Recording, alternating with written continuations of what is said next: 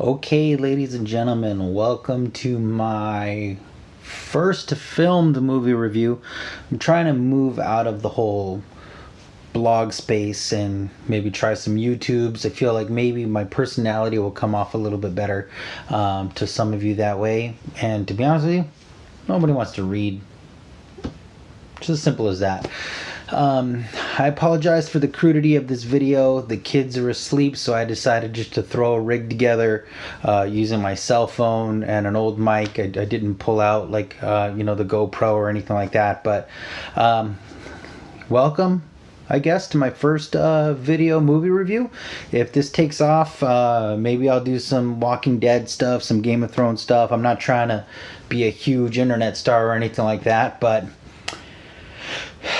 it's nice to have something set aside when somebody asks you what you think about a movie at 11 o'clock at night, and instead of going through this crazy long text because I can't sleep unless I explain the entire movie to you, it's nice to have a video I could just send them and say, hey, watch this video, and then we can talk, right? We can split our opinions. So anyway, went to go see Captain Marvel this evening, a couple hours ago.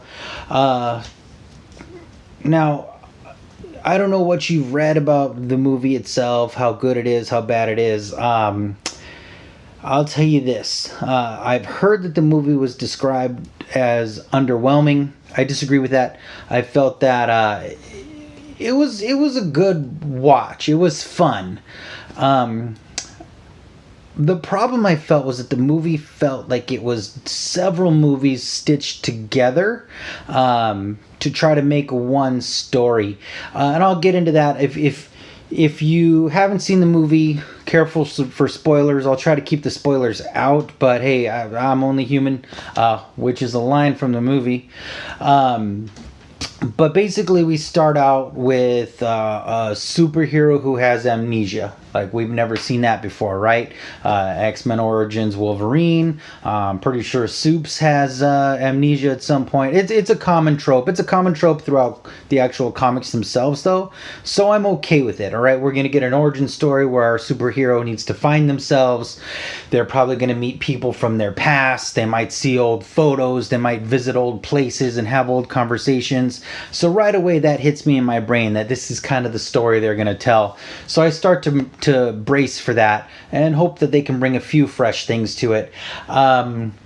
They go in for a little fight. Our superhero gets ambushed. We find that the enemy is they've got some ability to go in and see your memories and sort of deal. Almost like they pulled that right out of Rick and Morty. If you're a Rick and Morty fan, go watch season 3, episode 1, and basically that is a good 7 or 8 minutes of this movie, I would say. But again, it's taking us on a little bit of a journey. I'm with it.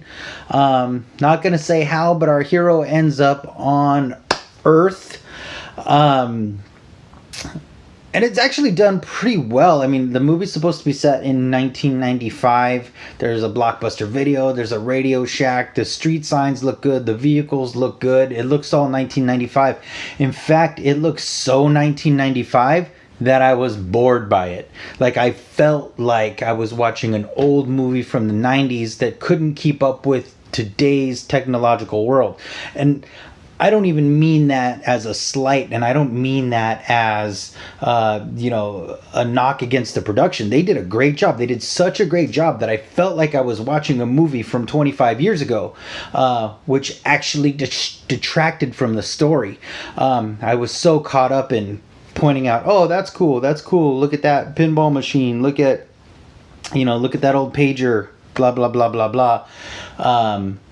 That I found myself looking at those things instead of what was actually going on in the movie. Meanwhile, our hero is starting to find herself. She's starting to piece things together. There's some Top Gun references. For those of you that know my background, you know that I had a few years where I was, in marine aviation. Good times. I've actually lived where Top Gun was filmed, so pretty cool. So I did enjoy that to a certain extent.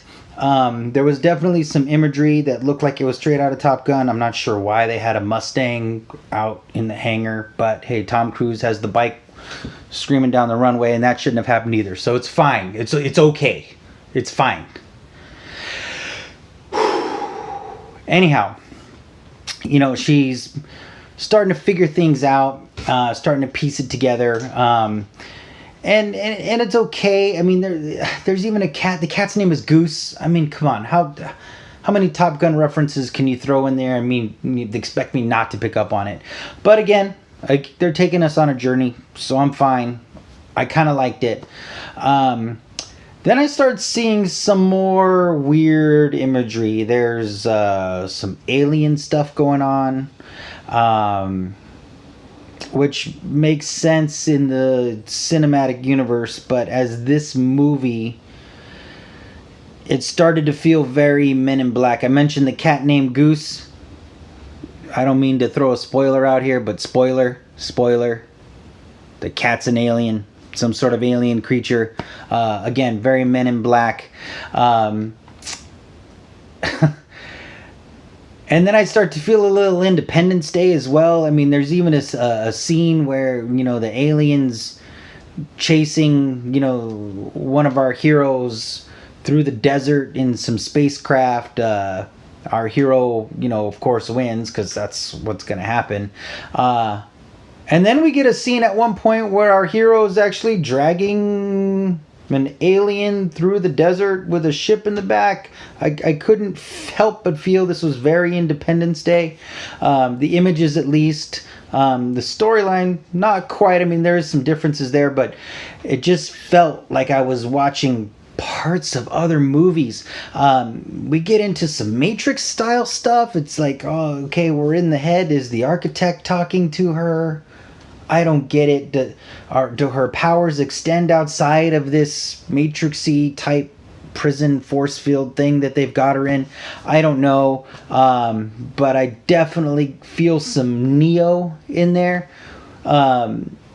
which isn't bad. It just felt like a different movie. Like, I would say that this movie, I felt like I was watching 5 or 6 different movies stitched together into one, and it never quite blends together properly. Like, something's just feels a little choppy. Like we're transitioning from this to this to this to this.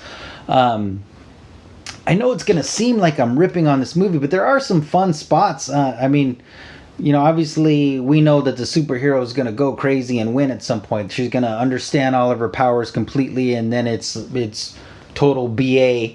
The images are fantastic. The last few scenes are a lot of fun. They're worth going to see in a good theater so that you can get the full effect of what's going on. I forget the actress's name off the top of my head. I'll put it right here.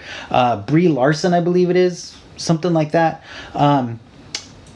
She's okay. I felt like she brought some quirkiness to the Captain Marvel character that didn't always fit, but there's some good banter between her and Fury. So it doesn't work with all the characters on screen, but I think it works enough for me to kind of eventually be won over by Brie Larson. I could be wrong. Her main name might not be Brie Larson. I'm going to stick with Brie Larson. If I'm wrong, yell at me in the comments. It's fine.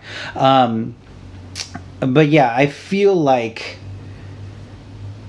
I didn't buy it at first. And then she started to win me over. Her character started to win me over. Some of her quick wit, some of her comebacks were pretty good towards the end. I definitely took some warming up, but it's cool. I think now that she's discovered who she is, kind of, and is starting to understand the full effect of her power, I'm excited to see her in Avengers Endgame. So guys, again, that's going to be it for this review. There's one There's one thing I'm not going to say because it is a spoiler, but maybe I'll do a follow-up video or something like that. But there's this one part in the movie that is supposed to link everything, and it just I can't. It hurts my head to think about it. I was talking to my brother-in-law about it. He said that's not the way he saw it, so maybe I'm wrong, and that's cool. But again, it's a fun movie. You know, go see it if you do go see it at a good theater because you want that impact. Towards the end, those final scenes are quite beautiful. Just when you go, try not to pick it apart like I do. Go enjoy it. Not everybody has to be a jerk when they go see movies. And that's it. Let me know if you liked this review. If you didn't like it, let me know. Again, I'm trying something new. I do have, you know, a few hundred followers or whatever to my blog and you know, writing mostly Game of Thrones, Walking Dead stuff, which I could continue to do if this doesn't pick up. But if you like it, let me know, and maybe I'll do some more of it. Thanks for watching.